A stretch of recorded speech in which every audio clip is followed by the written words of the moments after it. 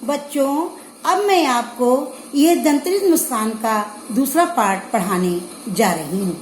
ये तुम मुझे पाए नहीं पहचान, देखते ही रहोगे अनिमेष, थक गए हो। आँख लूं मैं फेर, क्या हुआ यदि हो सके न परिचित पहली बार। यदि तुम्हारी माँ न माध्यम बनी होती आज।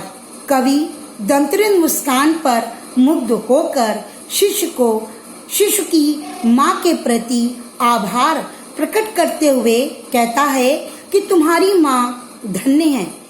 तुम अपलक दृष्टि से जो लगातार पहचानने की कोशिश कर रहे हो, किंतु यदि तुम्हारी माँ तुमसे परिचय नहीं कराती तो तुम्हारा परिचय मुझे कैसे मिलता।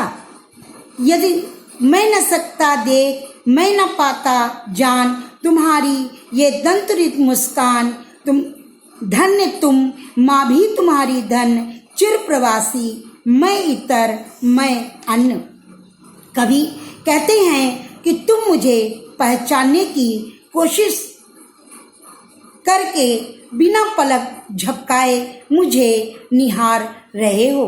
लगातार देखने के कारण अब तुम थक गए होगे, इसलिए मैं ही अपनी नजर हटाए लेता हूँ।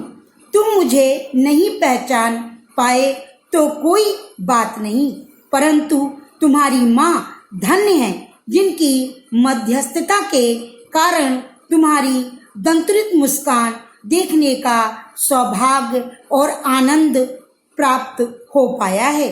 मैं तो तुम्हारे लिए पराया ही हूँ, पर तुम और तुम्हारी माँ दोनों ही धन्य हैं, जिन्होंने ये सब सुख प्रदान किया है। अगली कविता देखिए। इस अतिथि से प्रिय तुम्हारा क्या रहा संपर्क, उंगलियां माँ की कराती रही मधुपर्क। देखते तुम इधर कनखी मार और होती जबकि आंखें चार, तब तुम्हारी दंतरित मुस्कान मुझे लगती बड़ी ही छविमान। प्रवासी पिता अपने शिशु से कहता है कि मैं तो लंबे समय से प्रवास ही करता रहा, अर्थात तुमसे दूर ही रहा हूँ, इसलिए मैं तुम्हारे लिए अतिथि ही हूँ। मेरा और तुम्हारा आपस में कोई संपर्क नहीं रहा।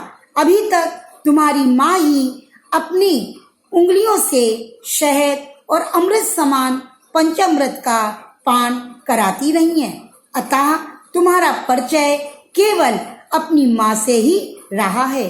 तुम मुझे कनखियों अर्थात तिरछी नजरों से देख रहे हो और मानो पूछ रहे हो कि अब तक कहाँ रहे और अब प्यार दिखा रहे हो। कवि कहते हैं कि ऐसा लगता है कि तुम कनखियों से देखकर मुझे पहचानने की कोशिश कर रहे हो, और जैसे तुम्हारी आंखें मेरी आंखों से मिलती हैं तो तुम मुस्कुरा देते हो। तुम्हारे मुस्कुराते हुए चेहरे की छवि बड़ी मोहक लगती है और हृदय में वात्सल रस उमड़ने लगता है। प्रस्तुत कविता वात्सल रस से ही ओतप्रोत है। इसमें दंतरित बच्चे की बारे में बात बताई गई है, यानी कि बच्चा 6 महीने से ऊपर का है, जिसकी अभी अभी दांत निकले हुए हैं। ऐसे बच्चे का वर्णन किया गया है। धन्यवाद।